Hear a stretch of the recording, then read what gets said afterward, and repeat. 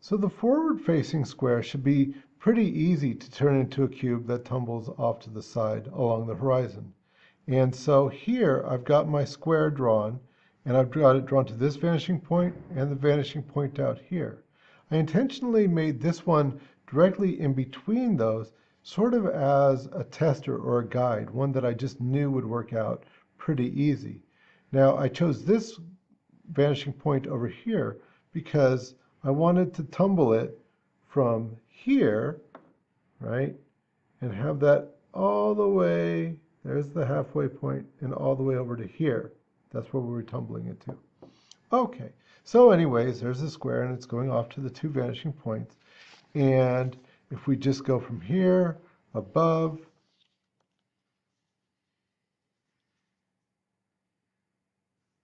that turns out pretty easy. Now, why here instead of up here?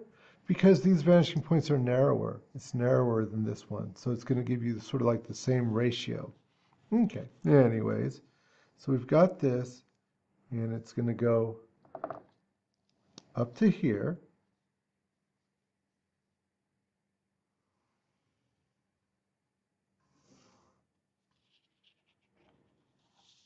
And up to this one, oops, up here.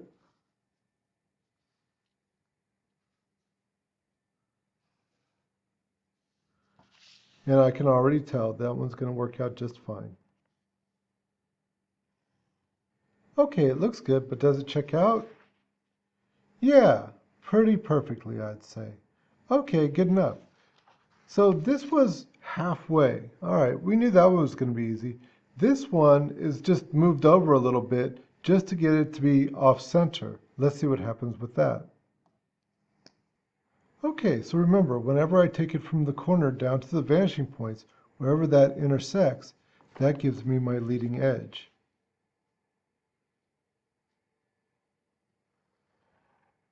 So can I just take it from the leading edge up to this vanishing point here? Let's see.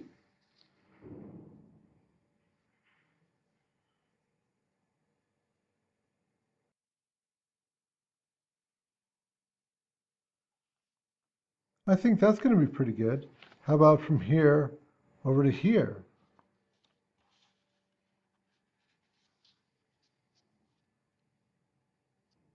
Okay, so this one looks just right as well.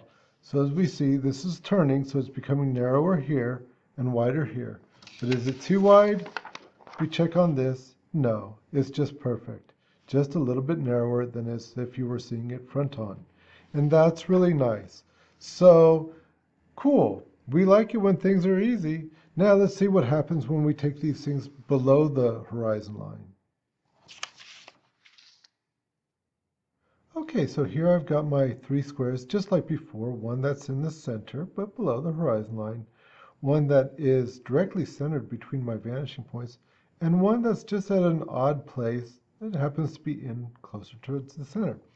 Okay, well, let's see what happens. First thing that I'm going to do is just take the corners back to the vanishing points like I have been doing. Okay, now find my intersection and create my leading edge. Cool. Now, how far back do these go? Well, if I can just go right back to this vanishing point right here, I think that that's going to work out just fine.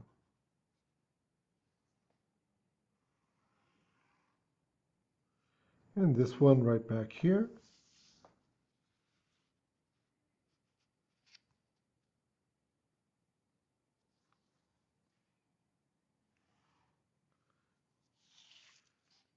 That one looks just fine too.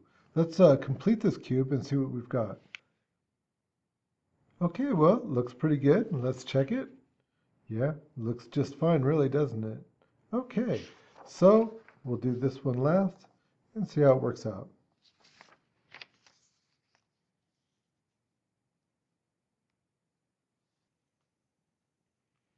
Okay, and taking these back to the vanishing point, we've got our leading edge, which is over just a little bit, which is just as what you'd expect.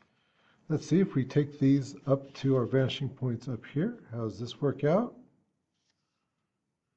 Give me a mark. right here. That looks pretty good.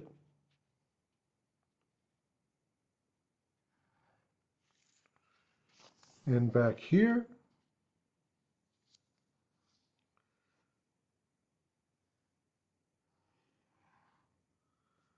That's also giving me a mark that looks pretty good.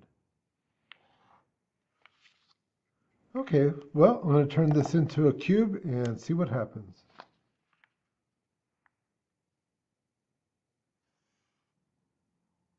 Okay, so this one looks pretty good as well. As you can see, it's a little bit narrower than this, as it should be. This has gotten very much narrower as it's turned in space. This one has gotten wider over here, as you can see it, but not too wide. You know, one thing you might have noticed through all this is that I've been using these and even this one as a guide.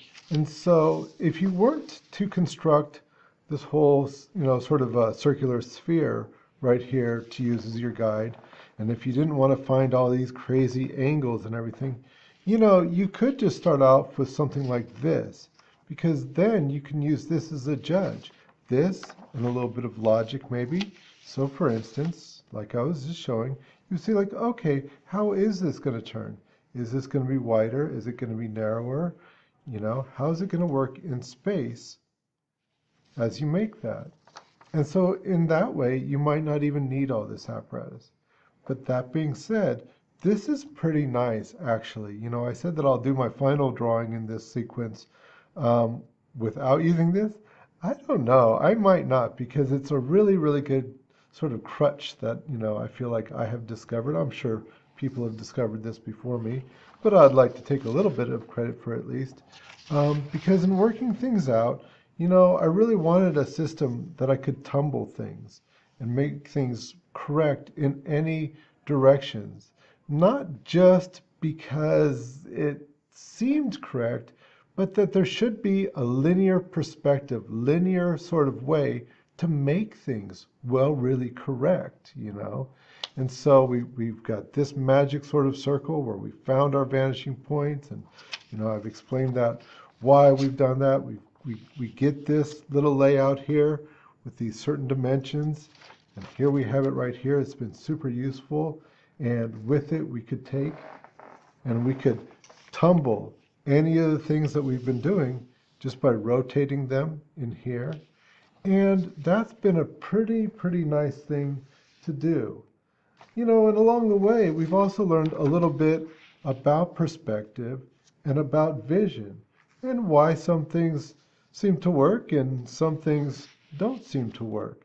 So in the end, it is all about how you see and making things that just seem, right.